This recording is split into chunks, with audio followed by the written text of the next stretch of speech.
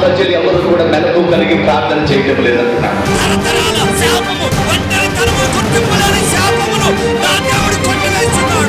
మన దేవుడు ఆశీర్వాదం ఇచ్చే దేవుడు, స్వస్థపరిచే దేవుడు, జ్ఞానం ఇచ్చే దేవుడు, బలమునిచ్చే దేవుడు, ఏ మేలు చేయక మానని దేవుడు.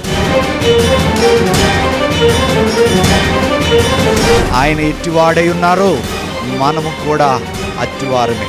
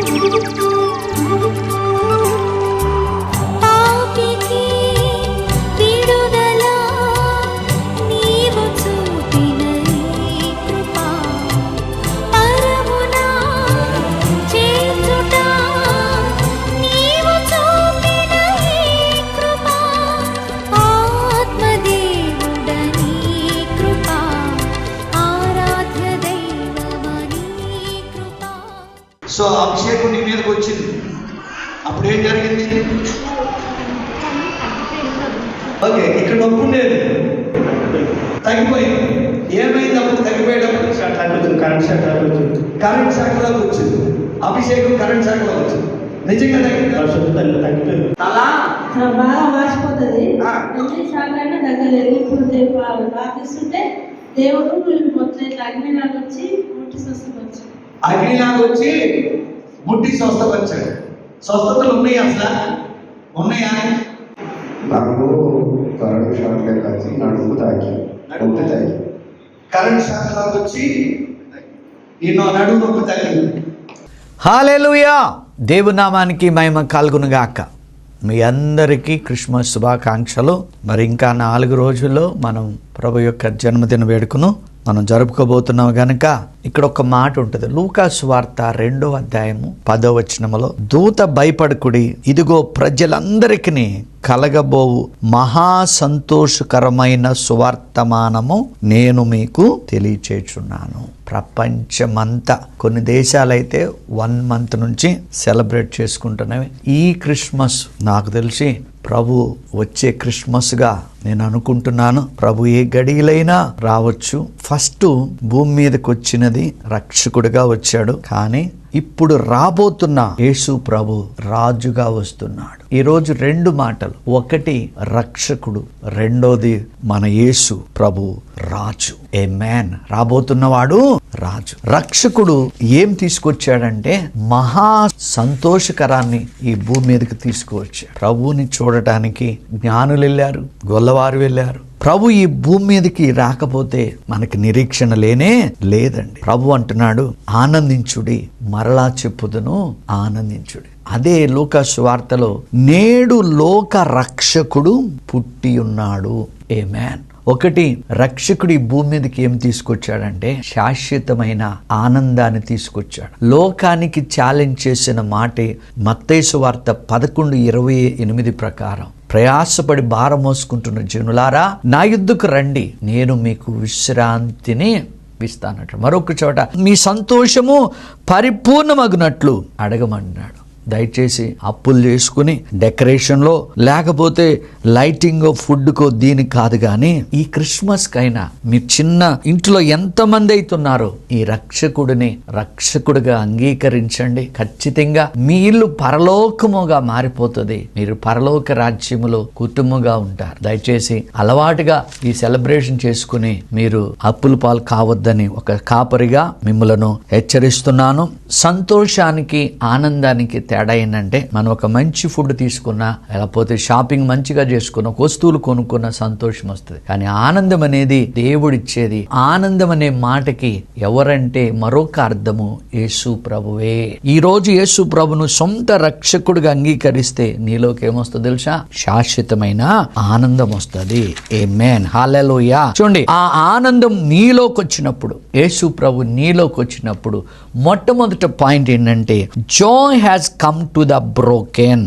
ఎప్పుడైతే ఆయన నీలోకి వచ్చాడో, ఆ దూత నీ దగ్గరకు వచ్చిందో, వారికి ఆ సొసైటీలో ఆ కాపరులు నలిగిపోయిన వారు, విలువలేని వారు గనుక వారికి గొప్ప సంతోషం, గొప్ప ఆనందం. ఇట్టి ఆనందము నువ్వెంత నలిగిపోయినా, లేకపోతే విసిగిపోయినా, సొసైటీలో నిన్ను చీదరించుకున్నా, ఈ రోజు నా ప్రభుని నీలోకి అంగీకరించు. ప్రభు నీకు గొప్ప ఆనందాన్ని ఇస్తాడు. ఆమేన్. రెండో పాయింట్, ఎప్పుడైతే యేసు ప్రభు నీలోకి వచ్చాడో ఆ ఆనందము ఉప్పొంగుద్దంట. ఒకటి, ఫస్ట్ యేసు ప్రభు నీలోకి వచ్చాడో లేదో గమనించు. రెండోది, క్రీస్తు నీలో నివసించుంటే ఆనంద ప్రవాహం నీలో ఉంటది.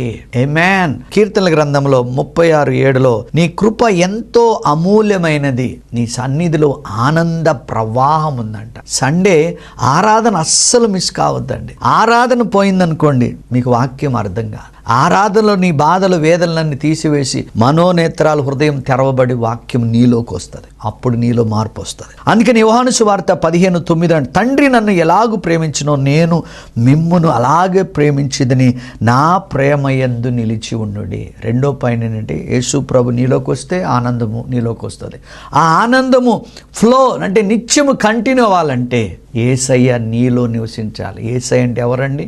వాక్యము. ఎప్పుడైతే ఆ నీలో నిలిచి ఉంటుందో ఆనంద ప్రవాహం ఉంటుంది. ఏమంటే బీపీ ఉండదు, షుగర్ ఉండదు, టెన్షన్లు ఉండవు. ఆమేన్. ఎందుకో తెలుసా? కీర్తనల గ్రంథం 16:11 అంటాడు, సంపూర్ణమైన సంతోషం ఆయన సన్నిధిలో కలదు, ఆయన కుడి చేతిలో నిత్యము సుఖములు కలవు అంటాడు. నిజమండి. ఒక్కొక్కసారి తెల్లవారుజామున మోకరిస్తున్నప్పుడు, దేవా నీ కృపతో నన్ను తృప్తిపరచు, నీ సన్నిధి, నీ వాత్సల్యత నూతనంగా పుట్టించినప్పుడు ఆ స్పర్శ, ఆ సన్నిధి అనుభవించే వ్యక్తికి తప్ప ఎవ్వరికి అర్థం కాదు. అందుకని భక్తి అనేది వ్యక్తిగతం అండి. కొడుకు ప్రార్థన చేయాలి, కూతురు ప్రార్థన చేయాలి, తల్లిదండ్రులు ఎవరికి వాళ్ళకి ప్రార్థన చేసుకోవాలి. నీ ఆత్మను మీరు వర్ధిలింప చేసుకోవాలి. ఈ రోజు దేవుని పిల్లలను ఎందుకు సైతాన్ తొక్కుతుంది, ఎందుకు చేతబడి శక్తులు, ఎందుకు మరి రకరకాల ఊబిలో ఉన్నారంటే నీలో దేవుని ఆనందము లేదు. ఎప్పుడైతే ఆనంద ప్రవాహం నీలో ఉంటుందో నీలోంచి ప్రవచనాలు, ఆశీర్వాదాలు అన్ని పెళ్ళుపుకుతాయి. ఎందుకంటే ఎఫెసీ 1:3 ప్రకారం నీ ఆత్మలోనే అన్ని ఆశీర్వాదములు ఉన్నాయి. కనుక ఇప్పుడు నువ్వు తెలుసుకోవాల్సింది, ప్రభువులో ఆనందిస్తున్నావా? ఆనంద ప్రవాహం నీలో ఉంటే ఈ క్రిస్మస్ సీజన్ గొప్పగా నువ్వు జరుపుకోగలుగుతావు. ఓకే. మూడో పాయింట్ ఏంటంటే జాయ్ ఇన్ ద స్టార్మ్. నీకు ఎన్ని కలవరాలున్నా ఈ ఆనందము ఆ ఫెను తుఫానులన్నిటిని కూడా అణిచివేస్తుంది. ఆ పడవలో ఎప్పుడైతే ఆనందం అనే మన ప్రభు అయిన యేసుక్రీస్తు ఉన్నాడో ఆ తుఫానును అణిచివేశాడు, వాళ్ళకి ఆనందాన్ని ఇచ్చాడు. ఫిలిప్పీలకు రాసిన పత్రిక 4:4-6 వరకు మీరు ఇది ధ్యానించండి, ప్రవచించండి. పౌలు అంటున్నాడు, దేనిని గురించి చింత పడకుడి గాని ప్రతి విషయములో, ఇంటిలో ఎన్ని సమస్యలు ఒక బుక్ పెట్టుకోండి, మీ సమస్యలన్నీ ఒక లిస్టు రాసుకోండి, వాటి మీద కుటుంబం అంతా చేతులు పెట్టి పరలోకం మీదను భూమి మీద సర్వాధికారము కలిగి ఉన్న నజరేయుడైన యేసు నామములు వీటన్నిటిని పొందుకున్నాం. ఫిలిప్పీ 4:13 ప్రకారం నన్ను బలపరచు క్రీస్తు యేసునందు నేను సమస్తము చేయగలం. We received all these things in the mighty name of Jesus Christ అని గట్టిగా పలకొచ్చు కదండి. కానీ మనం ఏం చేస్తాం తెలుసా? అక్కడ పెట్టి అడుక్కునే వాళ్ళగా నాయనా నాయనా నాయనా గావురు నడుస్తాం. నీలో ఉన్నవాడు లోకంలో ఉన్నవాడి కంటే గొప్పవాడు. ఈ క్రిస్మస్ సీజన్లో ప్రభువుని సొంత రక్షకుడిగా అంగీకరించు. ఆయన ఎప్పుడైతే అంగీకరించావో ఆయనకు నువ్వు కుమారుడు అవుతావు, ఆయనకి నువ్వు వారసుడు అవుతావు, నిన్ను నీతిమంతుడిగా తీరుస్తాడు, నిన్ను వాడుకుంటాడు. ఏమండి, ఒంటరైన వాడు 1000 మంది. చాలా మంది సేవను బాధతోను, వేదనతోను, చింతతోను ఎవరు పని చేస్తున్నావు? సృష్టికర్త అయిన యేసు ప్రభు పని చేస్తున్నావు కనుక నీవు నిజంగా నువ్వు నీ పనిని బట్టి నువ్వు ఆనందిస్తే దేవుడు నీ ద్వారా గొప్ప కార్యాలు చేస్తాడు. ఫస్ట్ ఈ క్రిస్మస్ రోజు రక్షకుడిని, ఆనందమని రక్షకుడు, ఎందుకంటే ఆనందం అనేది ఆత్మ ఫలము. ఈ ఫలము నీలో ఉంటే నీ ముఖాన్ని చూసే ప్రజలు ప్రజలు వచ్చేస్తారు, ఏంటి ఇతనిలో ఇంత వెలుగుందా అని. 4వది, ఎన్ని తుఫాన్లున్నా సమస్త జ్ఞానమునకు మించిన సమాధానము దేవుడు మీకు ఇచ్చునుగాక. ఆమేన్. నెహెమీయా 8:10 ప్రకారం అంటాడు, మీరు దేని గురించి చింతపడకండి అయ్యా, కొవ్విన మాంసము భక్షించుడి, మధురమైన దాన్ని పానము చేడి, మీరు దుఃఖపడక యెహోవా యందు ఆనందించుడి, మీరు బలము పొందుకుంటారు. కొంతమంది చప్పట్లు కొడితే మనకి నీరసం వస్తుంది, మన శక్తితో. ఏమన్నాడు ప్రభు? పూర్ణ హృదయముతో, పరిపూర్ణమైన బలముతో, శక్తితో, వివేకముతో ఆనందిస్తూ దేవుని ఆరాధిస్తే మనం బలం పొందుకుంటామంట. ఆమేన్. హల్లెలూయా. కనుక 4వ పాయింట్ ఏంటంటే ఆనందించు. ఒక రీజన్ కాదు, ఎన్ని పరిస్థితులు ఉన్నా, ఎరుకో గోడలు ఉన్నాయి, దాని చుట్టూ ఆనందిస్తూ గంతులు వేశారు. ఆ సీజన్ బట్టి కాదు, రీజన్ బట్టి కాదు, దేవుని కాలంలో నీ ఆనందం ఉప్పొంగుద్ది. ఆమేన్. కనుక మనము బ్రతికినంత కాలం పరలోకానికి వెళ్ళాలంటే నాతో ఉన్నవాడు లోకంలో ఉన్నవానికంటే గొప్పవాడు గనుక ఆనందించండి ఓ దైవజనుడా, ఆనందించండి ఓ సేవకుడా, ఆనందించండి ఒక విశ్వాసి. దేవుడు మనలను అనాథలుగా విడవడు. 2వది ఏంటంటే, ఫస్ట్ ఏమన్నాను, రక్షకుడిగా వచ్చి ఈ గొప్ప సంతోషాన్ని, ఆనందాన్ని దేవుడు మనకిచ్చాడు, దీన్ని పోగొట్టుకోవద్దు. 2వది, ఇప్పుడు రాబోతున్న యేసయ్య ఎలా వస్తున్నాడో తెలుసా? Coming as a king. కనుక ఆయనను ఎటర్నల్ హోప్తో, నిత్య రాజ్యము కలిగిన నిరీక్షణతో ఈ రాజు కొరకు మనం పనిచేయాలి. ఈ రాజులకు రాజు కొరకు ఎదురు చూడాలి. ప్రతి ఒక్కరు కూడా, ప్రతి మోకాలు కూడా. క్రిస్మస్ అంటే బట్టలు కొనుక్కోవడం, పిండి వంటలు కొనుక్కోవడం కాదు. క్రిస్మస్ అంటే నిజముగా ఆనందాన్ని పొందుకుని క్రీస్తును ఆరాధిస్తే ఏమండి, అది క్రిస్మస్. కుటుంబం అంతా కలిసి. అంతేగాని చింతలేదిక యేసు పుట్టినని చిన్నప్పటి నుంచి పాడుకున్నాం అనుకో, పద్ధతులు ఆచారాలు కాదు. నువ్వు దేవునికి సమర్పించుకో, ఈ ఆనందము నీకు ఈ సీజన్లో 100 రెట్లు పొంగి పొర్లునుగాక. పలుకు కీర్తనలు 23లో, నా గిన్నె నుండి ఆనందమనే గిన్నె నుండి పొంగి పొర్లునుగాక, ఐశ్వర్యము, సమాధానము, దీర్ఘాయువు అన్ని పొంగి పొర్లునుగాక. ఆమేన్. 2వది, ఈయన రాబోతున్న రారాజు గనుక మనకి ఖచ్చితంగా నిరీక్షణ ఉన్నది. ఈయనను మనం ఫాలో అవుదాం, ఈయన కొరకు మనము ఎదురు చూద్దాం. చూడండి, యేసు ప్రభు శిష్యులు ఆయన ప్రస్తుత పరిస్థితి, గత పరిస్థితిని బట్టి కాదు, భవిష్యత్తులో యేసు ప్రభుతో మేము సదాకాలం ఉంటామని నిరీక్షణతోనంట వాళ్ళు ఎదురు చూశారంట. ఎందుకంటే వాళ్ళు ఎందుకు యేసు ప్రభుని శిష్యులు ఫాలో అయ్యారంటే, ఆయన మన రక్షకుడు, ఆయన మనల్ని స్వస్థపరిచేవాడు, ఆయన పరిశుద్ధాత్మలో బాప్తీసం ఇచ్చేవాడు. ఆమేన్. నేను అడుగుతున్నా, నువ్వు ఆ పరిశుద్ధాత్మలో బాప్తీసం తీసుకున్నావా? భాషలు మాట్లాడుతున్నావా? దేవుడు నీతో మాట్లాడుతున్నాడు. ఒక్కటి చెప్తున్నా, చెడు కళలు, పీడ కళలు, వ్యర్థమైన కళలు, చేతబడి ఏదొచ్చినా సింపుల్ గా యేసయ్య నామములో అవన్నీ కొట్టివేయబడునుగా, ఆగిపోనుగా కంటే ఖచ్చితంగా ఆగిపోతాయి. వాటి గురించి ఎవరినో అడిగి వాళ్ళు పిచ్చి పిచ్చి సమాధానాలు చెప్తే నువ్వు కలవరపడకు. యేసయ్య నామములో శక్తి ఉన్నది గనుక ప్రతి ఒక్కరు, ఏ గడిలో ప్రభు రాజుగా రాబోతున్నాడో తెలియదు కానీ ప్రతి ఒక్కరు పరలోక రాజ్యము పొందుకోవటానికి సిద్ధపడండి. మొదటిగా రక్షకుడికి వచ్చినప్పుడు దేనిని వాడుకున్నాడంటే గాడిద పిల్లను వాడుకున్నాడు. ఎందుకో తెలుసా? గాడిద మీద ఏం చేస్తారు?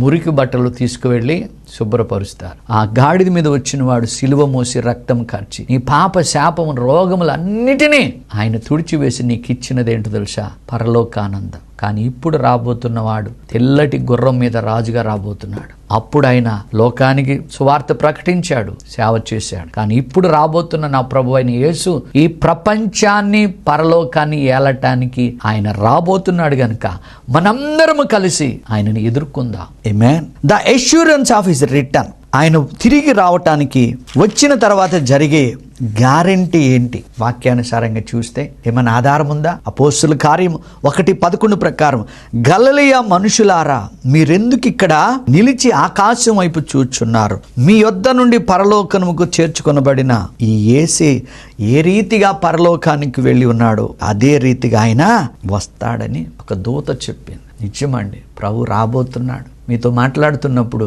నా ఆత్మలో ఏదో తెలియని ఆనందం, ఏ గడిలో వచ్చినా. అందుకే మన పౌర స్థితి, ఇక్కడ నాకు ఇన్ని ఇళ్ళు ఉన్నాయి, బంగారం ఉంది, నాకు పెన్షన్లు వస్తున్నాయి, ఎవడున్నా లేకపోయినా కాదు. ఇవన్నీ మంచిదే, నేను కాదంటలేదు. నీ ఇల్లు నువ్వు చూసుకున్నావా? నీ పరలోకములు ఎలాంటి ఇల్లు దేవుడిచ్చాడో యోహాను 14 ఉంది కదా, నా తండ్రి ఇంటి అనేక నివాసములు ఉన్నాయి, నేను వెళ్ళి వీళ్ళకి సిద్ధపరుస్తున్నా. ఎప్పుడైనా నీ ఇల్లు చూసుకున్నావా? పరలోకాన్ని చూసావా? దేవుడితో ఒక్క మాటన మాట్లాడావా? ఎంతవరకు? నా పిల్లలకు ఉద్యోగాలు కావాలి, వాళ్ళకి పెళ్లిళ్ళు కావాలి. ఏనండి, సింపుల్ లాజిక్ అండి. ఆయన నీతిని, ఆయన రాజ్యమును వెతికితే ఇవన్నీ దేవుడిస్తాడు. ఇల్లు కట్టే బాధ్యత, పెళ్లి చేసే బాధ్యత, నిన్ను సంపూర్ణంగా చేసే బాధ్యత ఆయన తీసుకుంటాడు. కానీ రెండో రాబోతున్న ఈ రాజుని ఏ కుటుంబం, ఏ సేవకుడు ఎదుర్కోవడానికి సిద్ధంగా ఉన్నారో ఒక్కసారి మిమ్మల్ని మీరు పరీక్షించుకోండి. చూడండి, ఆయన రాకడలో రాజుగా ఆయన ఎలా వస్తాడంట? He will return personally. ఏమంటే ఆయన కనబడతాడు, మహామహిమతో ఆయన కనబడతాడు, రాజుగా కనబడతాడు. ఆయన ఎలాగో విజిబుల్లీ మనందరికీ కనబడతాడు. అలాగే ఒక జయించిన వాడిగా మన ప్రభు రాబోతున్నాడు, అతి త్వరలో రాబోతున్నాడు. మీరు ఎంతైనా సంపాదించుకోండి, ఎన్ని పొజిషన్లైనా తెచ్చుకోండి, కానీ don't miss the church and don't miss the heaven. పరలోకము మిస్ కావద్దు. ఒక భక్తుడైన క్రిస్ గారు అంటున్నాడు, ఫస్ట్ ఫ్లైట్ మిస్ కావద్దు, గెట్ రెడీ, గెట్ రెడీ. అందుకనే యవనస్తులారా, మీ దేవుడు ఏది అడిగినా ఇస్తాడు, కానీ దేవుని పని చేయండి. నా మిస్సెస్ ఒక్కటే అంది, యవన కాలంలో మీరు పని చేయండి, కుటుంబాన్ని నేను పోషిస్తా, కానీ మీరు దేవుని పని చేయండి. సో కనుక కుటుంబంలో ఎవరికైనా సేవ చేయాలనుకుంటే ఇప్పటి నుంచి, ఈ రోజు నుండి మీరు సువార్త ప్రకటించండి. అద్భుతమైన ఉన్నతమైన భూమి మీద ఒక గొప్ప పని ఏదైనా ఉందంటే ఈ రక్షకుడు, ఈ రారాజు గురించి లోకానికి పరిచయం చేయాలి. ప్రభు అడుగుతాడు, అమ్మ కటికి దరిద్రంలో ఉన్నావు, ఇంత భాగ్యోత్తరాలు చేశావు, చచ్చిపోతా ఉన్నావు, నిన్ను బతికించాను, నా కొరకు నా గురించి ఎవరికైనా చెప్పావా? అట్లీస్ట్ నువ్వు క్యాన్సర్ నుంచి బయటపడ్డావు, అప్పుల నుంచి బయటపడ్డావు, నువ్వు అమ్మానాల నుంచి బయటపడ్డావు, ఈ రాజు గురించి చెప్పావంటే మీరేం చెప్తారండి? ఒక్కసారి ఆలోచించండి. అయితే ప్రభు రెండో మాటగా ఏమంటున్నాడంటే, ఆయన వస్తున్నప్పుడు ఎరవైల్ ఆఫ్ రాయల్టీ, దేవుడు మనకు తెచ్చేవి అనేక బహుమతులు ఉన్నాయి. సెకండ్ ఏంటంటే call to be ready as his disciples. ఇప్పుడు రెవరెండ్లు, బిషప్లు పెట్టుకోండి, కానీ మనందరం కూడా మత్తయి సువార్త 28లో 18 నుంచి 20 వరకు అందరం కూడా ఆయన శిష్యులుగా పనిచేయాలి. శిష్యులు ఫ్యూచర్ మాత్రమే చూశారు, సకల జనులను శిష్యులుగా చేయాలి. చర్చ్ అంటే వేల మందిని పెట్టుకోవడం కాదు, చర్చ్ అంటే నువ్వే, నీ దేహమే చర్చ్. ఎవరికైతే ఆయన ఆనందాన్ని వాళ్ళలోకి నడిపించి రాజుకు పరిచయం చేయాలి, ఆయనకు అప్పగించడమే మన పని. నాకు తెలిసిన ఒక సిస్టర్ మేరీమన్ ఉంది, రోడ్డు మీద ఒక వ్యక్తిని నిలబెట్టి ఆ వ్యక్తికి సత్యాన్ని చెప్పి ఆ వ్యక్తినికి ఆనందాన్ని పంచి రాజుకి అప్పగిస్తుంది. ఎంతమంది మనం చేస్తున్నామండి? పాపం అంటే ఏంటో తెలుసా? నీ తల్లిదండ్రులు ఎవరో నువ్వు చెప్పకపోవటమే. అలాగే నీ పరలోకపు తండ్రి నిన్ను నీ శాపాన్ని పాపాన్ని మోసిన యేసయ్యను గురించి మనం చెప్పకపోతే మనం ఎవరిని మోసం చేయట్లేదండి. ఏమండి, తల్లిదండ్రుల సంబంధాన్ని, కొడుకు సంబంధాన్ని మతమనం సంబంధం అంట. అలాగే పరలోకపు తండ్రికి మనకున్నది ఏంటంటే మంచి రిలేషన్, నీతితో పరిశుద్ధతో మనల్ని ఆరాధిద్దాం. శిష్యులు ఇక్కడ చూడండి, ఇక్కడ దేవుడు మాట్లాడుతున్న మాట శిష్యులతో మత్తయి సువార్త 24:44లో, మీరు అనుకున్నని గడిలో మనుష్య కుమారుడు వచ్చు కనుకనే మీరును సిద్ధముగా ఉండండి. ఒక దైవజనుడికి అడుగుతున్నా, సహోదరి, ఈ రోజు గనక యేసు ప్రభు వస్తే ఆ రాజును ఎదుర్కోవటానికి బుద్ధి గలగ కన్నిక వలె మీరు సిద్ధంగా ఉన్నారా? ఒకసారి ఆలోచించండి. అనుకోనని గడియలో ఆయన రాబోతున్నాడు కనుక మనము సిద్ధపడదాం. 3:3 వాక్యము సమృద్ధితో నింపబడండి, స్తుతి ఆగముతో నింపబడండి, ప్రార్థన చేయండి. అన్ని దేవుడు మీకు ఇస్తాడు. కానీ ఈ రాజును మాత్రము అస్సలు మిస్ అవ్వద్దండి. హల్లెలూయా. ప్రభువే the hope that feels our discipleship. తీతుకు రాసిన పత్రిక 2:13 ప్రకారం, మహాదేవుడును మన రక్షకుడైన యేసు క్రీస్తు మహిమ యొక్క ప్రత్యక్షత కొరకు ఎదురు చూస్తూ ఈ లోకములో ఇప్పుడు మనం ఎలా బ్రతకాలంటే స్వస్థ బుద్ధితోను నీతితోను భక్తితోను బ్రతుకుచుండవల్లని. అంటే నీ బుద్ధి క్లీన్గా ఉండాలి, నీ నడక క్లీన్గా ఉండాలి, నీ పడక క్లీన్గా ఉండాలి. నోరు తెరితే మా అబద్ధాలు ఆడకూడదు. ఖచ్చితంగా ప్రభు రాబోతున్నాడు. ఎందుకు ఆలస్యం అవుతుందంటే 2 పేతురు 3:9 ప్రకారం, కొందరు ఆలస్యమని ఎంచుకున్నట్లు ప్రభువు తన వాగ్దానం గురించి ఆలస్యం చేయవాడు కాడు, కానీ ఎవ్వడను నశింపవల్లని ఇచ్చే అందరూ మారు మనసు పొందవల్లని మీ ఎడల దీర్ఘశాంతముతున్నాడు. దీర్ఘశాంతం అంటే ఓపిక. ఎవ్వరు కూడా అండి, ముఖ్యంగా నేను చెప్తున్నాను కదా, సహోదరుడు మిమ్మల్ని అడుగుతున్నా, మీ కుటుంబం బాగుంది, కానీ మీ అక్క చెల్లెళ్ళు, మీ అన్నదమ్ములు, మీ బంధువులు, మీ ఊరి వారి కొరకు మీరు ప్రార్థన చేస్తున్నారా? ఖచ్చితంగా ప్రభువుకు మనం లెక్క చెప్పాలండి, ఖచ్చితంగా లెక్క చెప్పాలి. మీరు కావాలితే 1 తిమోతి 2:1 ప్రకారం మనం నెమ్మదిగా సుఖంగా బ్రతకాలంటే రాజుల కొరకు, అధికారుల కొరకు ప్రార్థన, విజ్ఞాపనలు, యాచనలు చేయాలి. ఈరోజు దేవుడు మీతో మాట్లాడింది, ఈ రక్షకుడిని ఈ క్రిస్మస్ సీజన్లో నీ దేవుడుగా ప్రభువుగా అంగీకరిస్తే ఆనందము పొంగి పొర్లుతుంది, ఆరోగ్యము పొంగి పొర్లుతుంది, సమాధానము పొంగి పొర్లుతుంది. ఈ రక్షకుడు ఎప్పుడైతే నీలోకి వచ్చాడో రాబోతున్న రారాజు కొరకు నువ్వు ఎదురు చూస్తావు. ఎవ్వరు కూడా పరలోకాన్ని మిస్ కాకండి. ఈ లోకము శాశ్వతమైనది కానే కాదు. రాబోతున్నవాడు ఖచ్చితంగా వస్తాడు. ఆలస్యంగా వచ్చినా కానీ కనిపెట్టండి. కుటుంబాలు ఖచ్చితంగా పరలోకంలో ఉంటాయి. ఒకరు వచ్చిన వ్యక్తి గొర్రెపిల్ల మౌనంగా వచ్చాడు, కానీ ఇప్పుడు రాబోతున్నవాడు మనలను ఏలటానికి వచ్చాడు. ఎవరైతే నా ప్రభువుని తన హృదయంలో హత్తుకుని ముందుకు వెళతారో యుగ యుగములు ఆ రారాజు యొక్క సామ్రాజ్యములో మనముంటాం. ఇంటి మహిమ కలిగిన మాటలు దేవుడు దీవించునుగాక. ఈ బోడుపల్లి ప్రాంతంలో మరి ఎవరైనా కానీ ఏ సంఘానికైనా మీరు వెళ్ళకపోతుంటే దయచేసి మీ అందరికీ ఎక్కడి నుంచైనా మీరు రావచ్చు. ఈ యొక్క ఆదివారము ఆరాధనకు మీ అందరికీ నా ప్రేమపూర్వక ఆహ్వానము. వచ్చిన ప్రతి ఒక్కరికి వ్యక్తిగతంగా మీ యొక్క అవసరాలు తెలుసుకుని మీ కొరకు నేను ప్రార్థిస్తాను. ఇప్పటి వరకు ఎన్నో వందల వేల మంది ఈ యొక్క పరిచర్య ద్వారా ఈ దీనిని వాడుకుని వారికి ఉన్న బలహీనతలు కానీ వారికి ఉన్న రోగాల నుంచి విడుదల పొంది ఆయన రాజ్యాన్ని విస్తరిస్తున్నారు. ప్రతి శుక్రవారం నాడు అదే స్థలములో సాయంకాలము 7 నుంచి 9 వరకు స్వస్థత, సమృద్ధి, విడుదల అనగా పిహెచ్డి సర్వీస్ ఉంటుంది. ఎవరైతే కష్టాలతో బాధలతో ఉన్నారో, రోగాలతో ఉన్నారో, దురాత్మల చేత బాధపడుతున్నారో దయచేసి మీరు ఈ సమయాన్ని సద్వినియోగం చేసుకోవచ్చు. మీ అందరి కొరకు ప్రార్థిస్తా. దేవుడు మిమ్మల్ని స్వస్థపరిచి విడుదలిచ్చి ఆయన నామాన్ని మహిమపరుచుకుంటాడు. దేవుని నామానికి మహిమ కలుగునుగాక. హల్లెలూయా. దేవుని నామానికి మహిమ కలుగునుగాక. గడిచిన కాలంలో, గడిచిన వారంలో దేవుడు చేసిన కొన్ని మేలులు తెలుసుకుని దేవుని మహిమపరుద్దాం. ఈమె పేరు ధర్మావతి, చింతామణి, కర్ణాటక. మరి లాస్ట్ ఇయర్ అక్కడికి వెళ్ళినప్పుడు మరి అద్భుతంగా దేవుడు వాడుకున్నాడు. తన కుమార్తె కొరకు ప్రార్థించిన రీతిగా ఆ బిడ్డ గొప్ప అభిషేకం పొందుకుంది. వివాహము కూడా వాళ్ళు వెతక్కోకుండానే దేవుడే ఒక చక్కటి బిడ్డను అల్లుడిగా తీసుకొచ్చాడు. మరి వాళ్ళు వివాహం జరిపించడానికి ₹1 లేకపోయినా దేవుడు సమృద్ధిగా డబ్బుని అరేంజ్ చేసి వివాహాన్ని ఘనంగా చేశాడు. ఎవరైతే వివాహం కొరకు సిద్ధపడుతున్నారో దేవుని వైపు తిరగండి. దేవుడు మీ కార్యం జరిగించునుగాక. ఆమేన్. హల్లెలూయా. అలాగే ఈమె పేరు దీనమ్మ, నెల్లూరు. ఆమె బ్లడ్ క్యాన్సర్తో బాధపడుతుంది. నేను చెప్తున్నాను కదా, కడుపుల నొప్పి అయినా క్యాన్సర్ అయినా దేవునికి ఒకటే. మీరు వాక్యం ధ్యానించండి. 1 పేతురు 2:24 ప్రకారం ఆయన పొందిన దెబ్బల చేత స్వస్థత కలుగునుగాకని ప్రార్థించినప్పుడు ఆమె ఆ హాస్పిటల్కి వెళ్ళే టైంలో కాల్ చేసింది. ఖచ్చితంగా నార్మల్ రిపోర్ట్ వస్తుందని. బ్లడ్ క్యాన్సర్కి మ్యాక్సిమం 2-3 months కన్నా ఎక్కువ బతకరు. కానీ అద్భుతం ఏంటంటే ప్రార్థించిన తర్వాత కంప్లీట్గా నార్మల్ రిపోర్ట్ వచ్చింది. ఇటు మహిమ గల కార్యముకే మన దేవునికి మహిమ కలుగునుగాక. సంగారెడ్డి, ఈయన పేరు నరసింహ అండి. రోజు నేను జూబ్లీ హిల్స్ బస్ స్టాండ్ దగ్గర పని మీద నిలబడినప్పుడు భార్యాభర్తలు ఇద్దరు, పిల్లలు లేరు, అక్కడ ఉన్నారు. నేను దేవుని బిడ్డలని కలిసి ఏంటమ్మా ఇక్కడ ఉన్నారంటే, అయ్యా నా భార్యకు బ్రెస్ట్ క్యాన్సర్ వచ్చింది.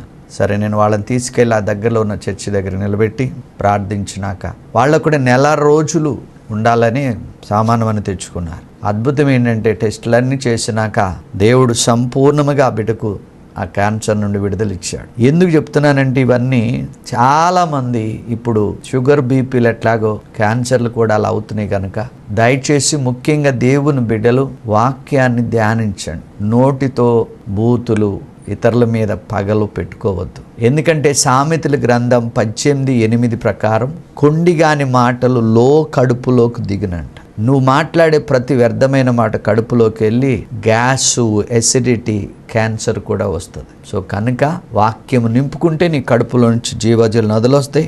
ఓకే, ఈమె పేరు కళ్యాణి అండి. మరి ఇది కూడా గొప్ప సాక్ష్యం ఏంటంటే CA చదువుతుంది, ఫైనల్ ఇయర్కి వచ్చింది. అన్న మరి నేను పెళ్లి చేసుకోవాలనుకుంటున్నాను, ప్రార్థన చేయండి అన్న. నాకు సాక్ష్యం చెప్తామంటే తప్పకుండా. అద్భుతం ఏంటో తెలుసా, వివాహం కుదిరింది, ఎట్ ద సేమ్ టైం అదే నెలలో BDLలో జాబ్ వచ్చింది. ఇటు మహిమ గల కార్యముకే మన దేవునికి మహిమ కలుగునుగాక. ఎందుకు చెప్తున్నా అంటే వాళ్ళ తల్లి జస్ట్ 8-10 వేలకి చాలా కష్టపడుతుంది ఆ బిడ్డను చదివించింది. కనుక ముఖ్యంగా దేవుని పిల్లలకు చెబుతున్నాను, మంచిగా చదువుకోండి. ఒక మంచి పొజిషన్ వచ్చేంత వరకు మీరు లోకం వైపు చూడకండి. ఎవరైతే తల్లిదండ్రులను సన్మానిస్తారో, కుటుంబ బాధ్యతలు కలిగి ఉంటారో వారికి దీర్ఘాయువు, గొప్ప మేలులు కలుగునుగాక. ఓకే, ఈమె పేరు వరకుమారి, ఇవాళ రేపు ఎక్కడ చూసినా ల్యాండ్ రేట్లు పెరిగిపోయి సొంత బంధువులే ఆక్రమించేస్తున్నారు. కానీ అద్భుతంగా మరి ప్రార్థించిన తర్వాత ఆమె పోగొట్టుకున్న స్థలమును, భూమిని తిరిగి దేవుడిచ్చాడు. ఇటు మహిమగల కార్యముకి మన దేవునికి మహిమ కలుగునుగాక. ఈమె పేరు పార్వతి అండి. బోడుప్పలు 10 సంవత్సరాల నుంచి బిడ్డలేరు. మరి వాళ్ళ ఫాదరు వాళ్ళ ఇంటికి తీసుకెళ్ళి ప్రార్థన చేసినాక అదే మాసంలో కన్సీవ్ అవటం. ఇప్పుడు ఆమెకి 2 పిల్లలు. సో నేను చెప్తున్నాను కదా, ఏది ఉన్నా మీరు గదిలోకి వెళ్ళి ప్రార్థన చేయండి. కీర్తనలు 37:4 ప్రకారం దేవుడు మీ హృదయ వాంఛలు తీర్చునుగాక. నేను మరలా చెప్తున్నా, యూట్యూబ్లో సబ్స్క్రైబ్ చేసుకోండి. ఆ స్క్రీన్ మీద వచ్చేది మీరు ఆ వాక్యము వింటున్నప్పుడు ప్రతిరోజు ఒక ఎపిసోడ్ వినండి. ఆ చూడండి, ఆ వింటున్నప్పుడే దేవుడు ఆ వాక్యము ద్వారా మిమ్మల్ని బాగు చేయునుగాక. ఆమేన్. హల్లెలూయా.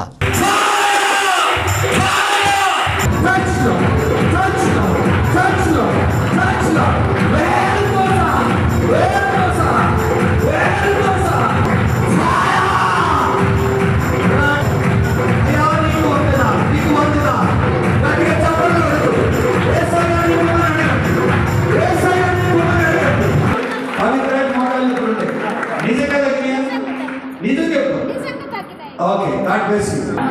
ఆపరేషన్ కాకముందు నుంచి, ఆపరేషన్ అయిన నుంచి మళ్ళీ పక్కన వస్తుంది. వస్తుంటే బాగా వస్తున్నాం, కొందరు దానిలో జ్వరం కూడా వచ్చింది బాగా. మరి పక్కన తక్కువ ఇప్పుడు తగ్గిందా లేదా? గడియ చప్పులు కూడా తెలుస్తుంది. అంటే నేను లెక్కలేదు, పెయిన్ ఉన్నా. తర్వాత లేచిన పెయిన్ వెళ్ళింది, పోయింది. ఏ పెయిన్ వెళ్ళింది? నేను ప్రవచించానా? ఒకరికి మెడ నొప్పి ఉందని చెప్పానా?